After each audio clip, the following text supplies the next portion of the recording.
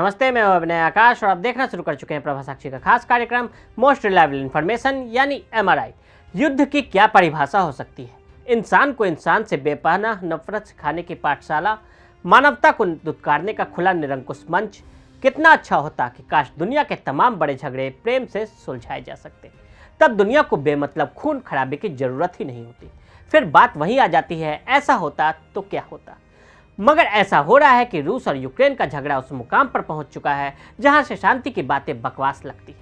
Taiwan को लेकर चीन और अमेरिका के टशन में जापान ने भी दस्तक दे दी है। इतिहास के सबसे लंबे युद्ध की अगर बात की जाए तो शीत युद्ध का नाम आता है।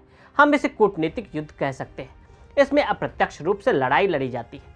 अमेरिका और सोवियत संघ के बीच 80 और 90 के दशक से पहले भी कई दशकों तक कोल्ड वार चला। 80 के दशक में और आज के हालात पूरी तरह से अलग है। तब विश्व पूरी तरह दो धड़ों में बट गया था और अमेरिका रूस के इर्द गिर्द दुनिया घूम रही थी।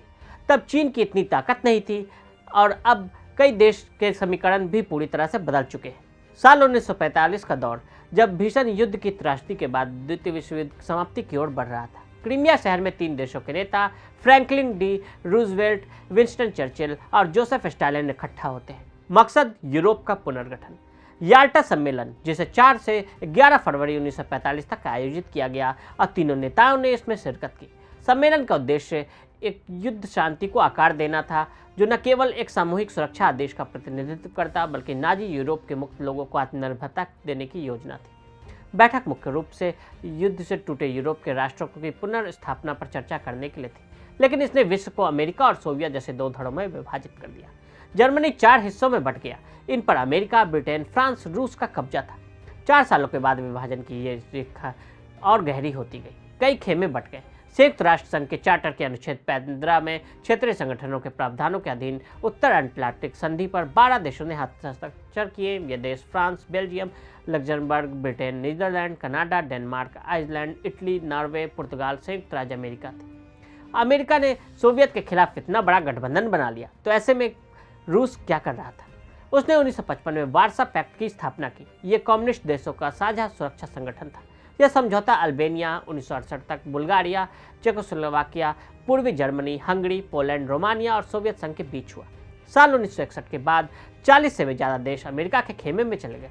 वही 15 देश सोवियत के साथ हो लिए। साल दर साल खेमेबंदी बढ़ती गई। एक दूसरे के प्रभाव क्षेत्रों को प्रतिबंध करना। अमेरिका और सोवियत ने सीधी लड़ाई तो नहीं लड़ी, लेकिन दोनों देशों के बीच प्रॉक्सी वॉर चलता ही रहा। 1950 का कोरियन वॉर, 1955 का वियतनाम वॉर, 1960 का कांगो संकट, 1967 का कंबोडिया सिविल वॉर, 1977 का सोवियत अफगान वॉर। इन युद्धों का एक ही मकसद होता था, शासन में परिवर्तन लाना और कठपुतली नेताओं को गद्दी पर बिठाना। ये सारी चीजें सोवियत संघ और अमेरिका की तरफ से एक दूसरे के बीच चल रहे शह और मात के खेल के लिए चली गई। सोवियत संघ के विघटन के साथ ही 1991 में शीत युद्ध का अंत हो गया, लेकिन 3 दशक बाद इतिहास फिर से दोहराव की दहलीज पर खड़ा है। वर्तमान दौर में विश्व के हालातों पर एक नज़र डालते हैं। यूक्रेन युद्ध का दंश झेल रहा है। यूरोप बटा हुआ नजर आ रहा। लगभग यही आलम पूरे विश्व का है, जो कोल्ड वार के दौर के लौटने का संकेत दे रहा है। लेकिन सबसे बड़ा सवाल कि इसे जीत कौन रहा है? यूक्रेन का युद्ध नई विश्व व्यवस्था को दे रहा आकार। यूक्रेन के साथ यूरोप के अमेरिका, कनाडा और उसके सहयोगी समेत कई सारे देश मौजूद हैं, जबकि रूस के साथ बेलारूस, चीन, नॉर्थ कोरिया, ईरान और अन्य देश हैं। प्रत्येक खेमा दूसरे से आगे निकलने की कोशिश कर रहा है।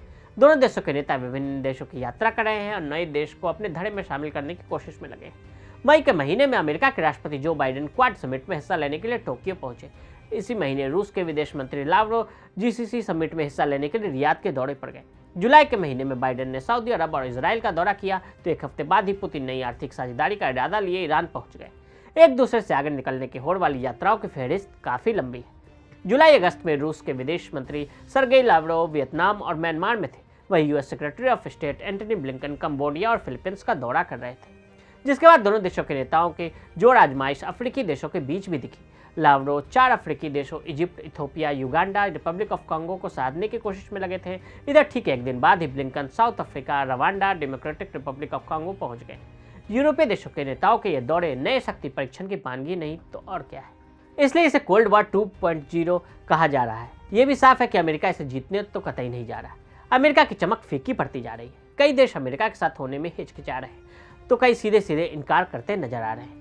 ये देश बाइडेन के दबाव अभियान का विरोध कर रहे हैं और इसे मानने से इनकार भी करते दिख रहे हैं। शुरुआत सबसे पहले इस अरब देशों से करते हैं। सऊदी अरब पिछले दिनों अमेरिका के राष्ट्रपति जो बाइडेन अपनी पहली सऊदी अरब यात्रा पर गए।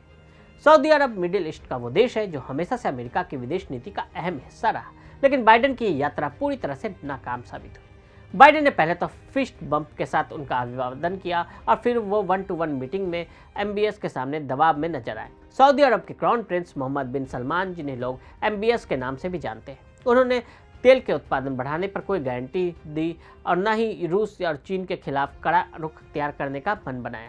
न ही बाइडेन को यह भरोसा दिया कि एयर स्पेस खोलने के बाद भी सऊदी अरब इजराइल के साथ संबंध करना चाहता है।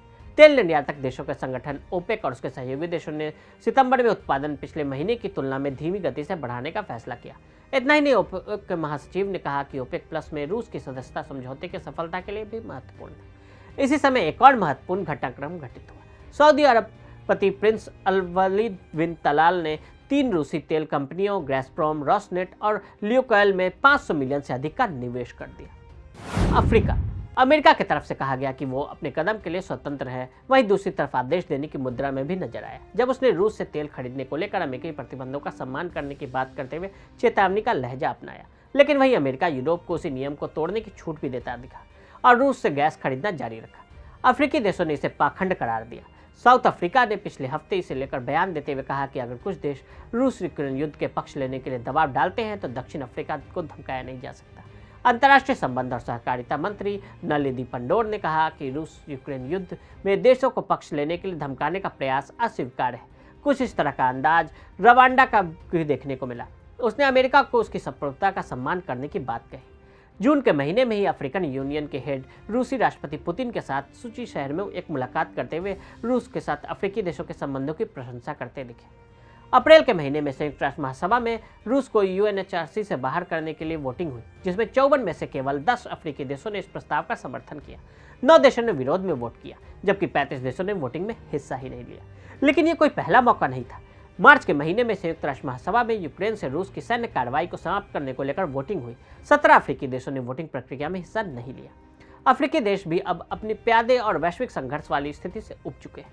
वो इस बात से उब चुके हैं कि कोई उन्हें बताए कि क्या किया जाए और क्या नहीं।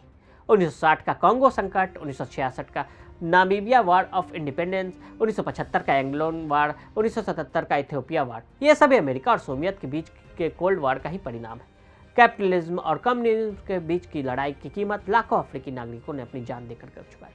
अफ्रीका के विकास भी इसी वजह से बाधित रही। इस बार अफ्रीका फिर से पुरानी गलती नहीं दोहराना चाहता। भारत, पिछले कोल्ड वार में भारत ने गुटनिरपेक्ष नीति अपनाई, लेकिन इस बार भारत मल्टी अलायंस की नीति पर चल रहा है, जिसका असर भी नजर आने लगा है।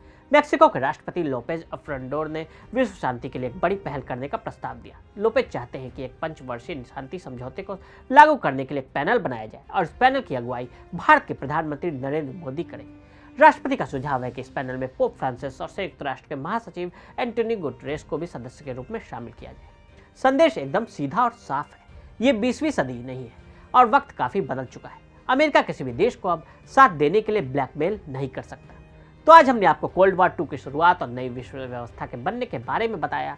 आज के लिए दी इजाजत। ऐसी रिपोर्ट्स को देखने के लिए प्रवाह साक्षी के साथ लगातार बने रहें। वीडियो को देखने के लिए फेसबुक, ट्विटर पर फॉलो करें, यूट्यूब पर प्रवाह साक्षी को सब्सक्राइब करें।